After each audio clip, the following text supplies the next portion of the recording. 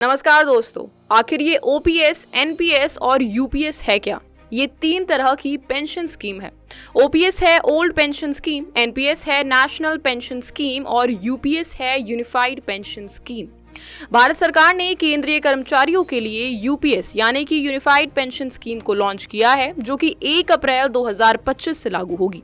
हालांकि OPS, NPS और UPS तीनों में बड़ा अंतर है। आपको बता दूं कि इसमें सबसे पुरानी ओल्ड पेंशन स्कीम है, लेकिन इसके बाद 2004 में जब भारत सरकार द्वारा नेशनल पेंशन स्कीम लाई गई तो सरकारी कर्मचारियों ने इसका खूब विरोध किया।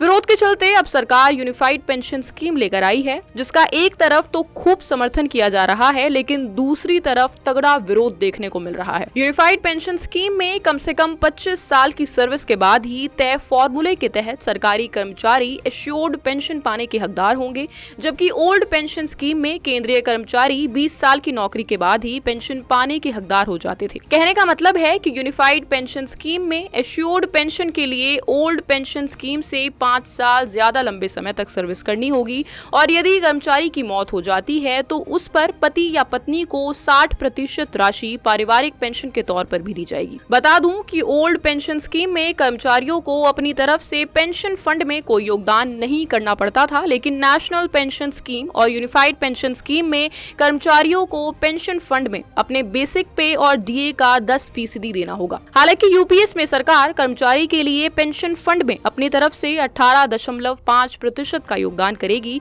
जिसकी लिमिट एनपीएस में 14% थी। सरकार के इस 4.5% की ज्यादा योगदान के बाद भी कर्मचारी यूनियन यूपीएस को स्वीकार नहीं कर रहे हैं, क्योंकि वे अपनी तरफ से पेंशन फंड में कोई योगदान देना नहीं चाहते। साथ ही इसीलिए लेबर यूनियन एनपीएस को खारिज करते रहे हैं और उसी ग्राउंड पर यूपीएस को भी नकार रहे हैं। इसी के साथ यूपीएस और ओपीएस दोनों पेंशन स्कीमों में सरकारी कर्मचारियों को एश्योर्ड पेंशन देने का प्रावधान है, लेकिन पेंशन की कैलकुलेशन में बड़ा अंतर है। एक तरफ ओल्ड पेंशन स्कीम में सरकारी कर्मचारी के रिटायरमेंट से ठीक पहले की आखिरी बेसिक सैलरी प्लस महंगाई भत्ते का 50% पेंशन के तौर पर दिया जाता है, और दूसरी तरफ यूनिफाइड पेंशन स्कीम में रिटायरमेंट से पहले की 12 महीने की बेसिक सैलरी प्लस डीए का जो औसत बनेगा वही एश्योर्ड पेंशन के तौर पर दिया जाएगा।